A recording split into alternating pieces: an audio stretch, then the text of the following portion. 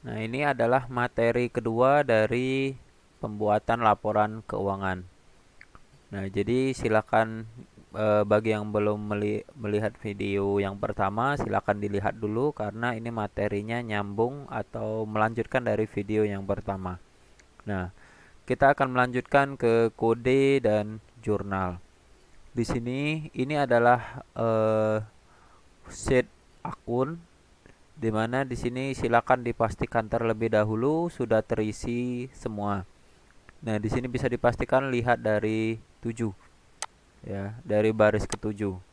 Nah, ini kalau yang masih belum jelas bisa di stop atau di pause agar bisa dilakukan pengetikan. Nah, ini akan saya lanjutkan di bawahnya. Nah, sampai sini silakan di pause untuk melakukan pengetikan atau mencoba contohnya. Dan ini dibuat sampai dengan baris ke-45 di mana di sini dituliskan jumlahnya, saldo debitnya gunakan rumus sum saja, rumus sum, atau saya ulangi di sini sama dengan sum, dan silakan diblok dari paling atas di sini sampai dengan ke bawah sampai di sini. Lalu enter. Dan ini bisa dikopikan ke samping. Dan harus balance ya. Nilainya 540 juta. Nah, kalau sudah kita lihat kode. Untuk kode pembuatannya seperti ini ya. Ini data yang akan kita masukkan nantinya. Nah, yang pertama di sini bisa buat nama seperti sebelumnya sama dengan nama. Sehingga akan langsung otomatis nama perusahaannya dan bulan penulisannya sama seperti pada saat membuat akun. Sama dengan kutip bulan.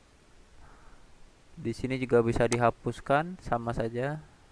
Nah, jadinya seperti ini. Bulan spasi titik 2 spasi kutip 2 dan BLN dan kutip spasi, di sini ada spasi kutip dan THN atau tahun. Enter. Dan dapatlah seperti ini. Dan di sini untuk kode, nama, status dan saldo awal ini pengetikannya manual, namun kita akan membuat seperti ini. Ada piutang, ada hutang. Jadi kita akan buat sama seperti yang sebelumnya, seperti debit dan kredit. Jadi caranya arahkan kursornya di sini, lalu klik data, lalu data validation. Lalu klik setting. Di sini pilih list, lalu centang in cell drop down, lalu di sini silakan diketik piutang titik koma hutang. Kalau sudah kita masuk ke error alertnya. Sama penulisannya di sini bikin error message-nya yaitu maaf status salah. Jadi kalau kita menginput selain tulisan piutang atau hutang akan keluar tulisan maaf status salah. Lalu kita oke-kan. Kalau sudah di sini sudah terisi, dikopikan ke bawah sampai habis. Nah, barulah kalian akan tampak utang atau piutang. Nah, kalau kita menuliskan selain dua hal tersebut sebagai contoh huruf H tidak ada, enter, maka akan keluar peringatan yang sudah kita buat tadi, maaf status salah. Nah, kalau sudah bisa diketik apa yang ada di sini. Ya, karena saya sudah melakukan pengetikan, ini bisa saya kopikan. Nah, hasilnya jadi seperti ini. Ini saya hapus.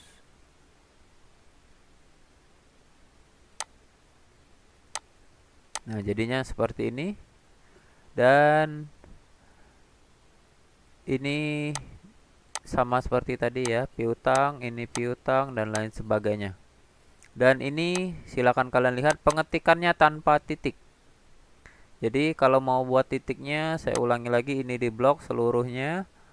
Lalu klik kanan, pilih format cell, lalu pilih number bisa, accounting bisa. Biar lebih mempermudah, tidak usah pakai simbol. Desimalnya nolkan saja. Kalau sudah, oke. Nah, jadi angka di sini akan muncul titiknya. Jadi titik ini jangan dibuat manual. Nah, kalau sudah, kita akan masuk ke jurnal. Nah, untuk jurnal buatnya sama di sini. Kalau saya ulangi lagi. Di sini tinggal sama dengan, lihat di bagian sininya, nama, enter. Begitu juga dengan bulan, pengetikannya sama, tidak ada beda dengan rumus sebelumnya. Nah, untuk membuat ini silakan dibuat, lalu ini dibuatnya sampai dengan, kalau dilihat, sampai dengan baris sebanyak mungkin ya. Kita ambil sampai dengan baris ke 164. Jadi buatlah kolomnya sampai 120 sampai baris ke 64. Dan ini kembali lagi silakan di pause atau di stop untuk melakukan pengetikan. Sekarang kita masukkan rumusnya. Ini adalah kode bantunya ya. Nanti ini akan kita hilangkan. Cara menghilangkannya nanti kalau sudah, ini tinggal di blok, klik kanan hide, nanti disembunyikan. Atau kalau mau memunculkannya lagi, klik di sini, kursornya klik F, tahan, lalu sampai ke samping. Lalu klik kanan unhide ya. Dan cara yang kedua, di blok A, B, C, D, E-nya. Karena ini hanya untuk membantu di Excel, jadi tidak kita gunakan, tidak ingin kita tampilkan. Jadi saya ulangi lagi, di blok, lalu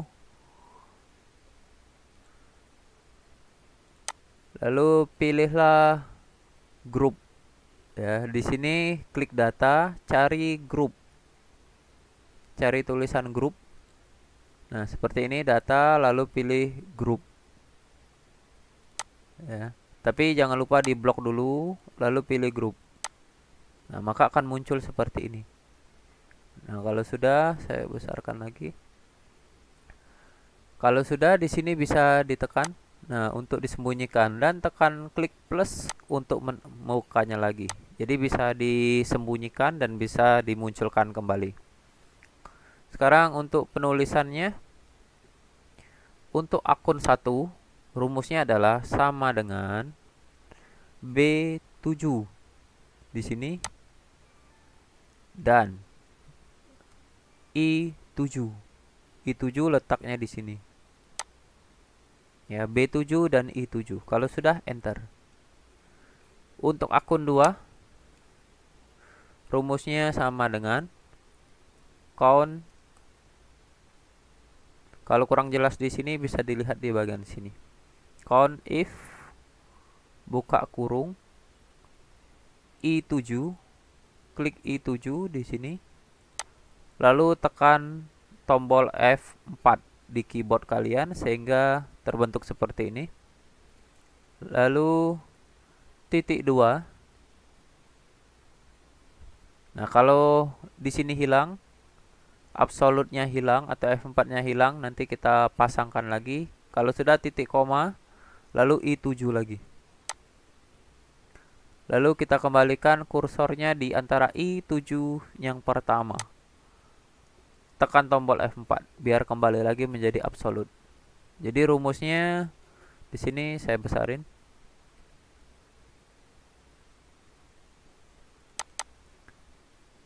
Sama dengan count if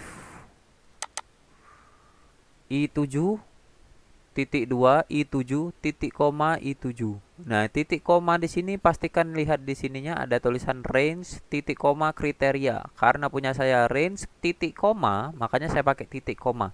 Tapi kalau komputer kalian menggunakan range koma, maka di sini gunakan koma. Kalau sudah, di-enterkan saja. Kita lanjutkan.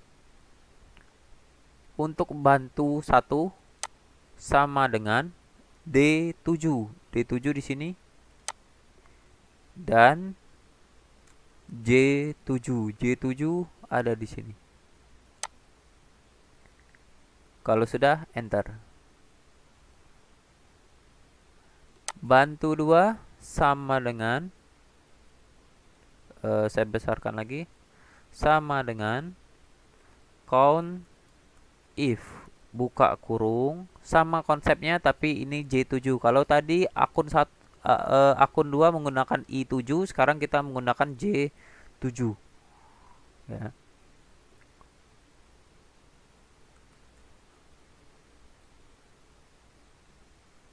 Nah, di sini saya ulangi, sama dengan count if buka kurung J7 titik 2. Kalau sudah titik 2 otomatis J7 yang kedua, lalu titik koma atau koma J7 lagi. Tutup kurung. Nah, J7-nya sama seperti I tadi. J7 yang pertama itu diabsolutkan. Enter. Nah, saya besarkan. Jadi tampak rumusnya seperti ini. Sama dengan count if J7 J7 J7. J7 yang pertama diabsolutkan dengan menekan tombol F4. Nah, kalau